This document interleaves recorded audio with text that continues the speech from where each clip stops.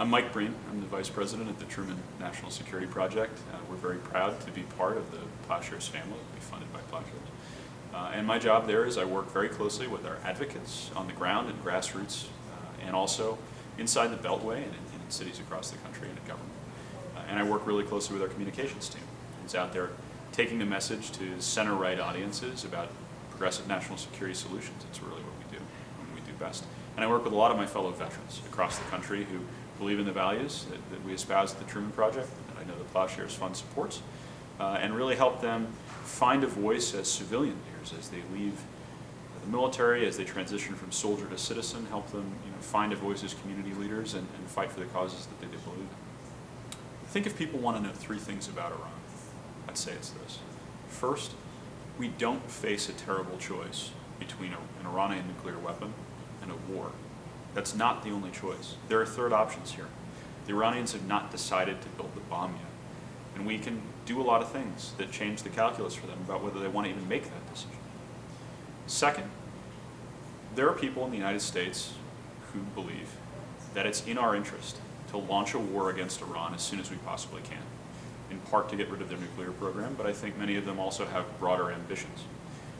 Many of those same people were involved in the invasion of Iraq in 2003. They thought that was a good idea too. I saw that one at ground level, and I can tell you that it didn't go as planned. We were not greeted as liberators.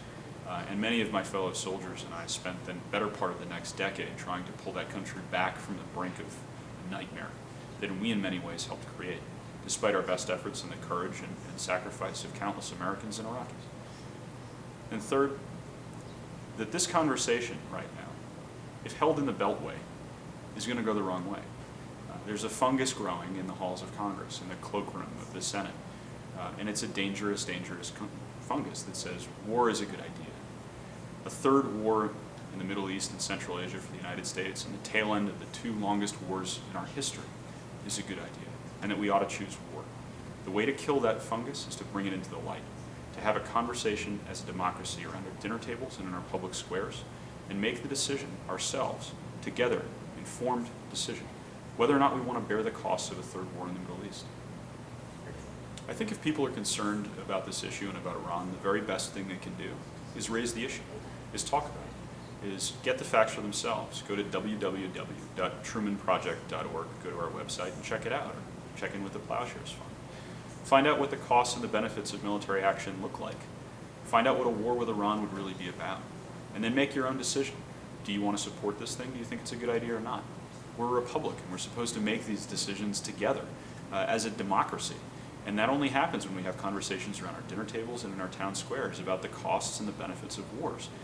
Before we send our sons and our daughters, our brothers, our sisters, or go ourselves, we ought to think carefully about it. I mean, Americans will fight and win any war that's put in front of us.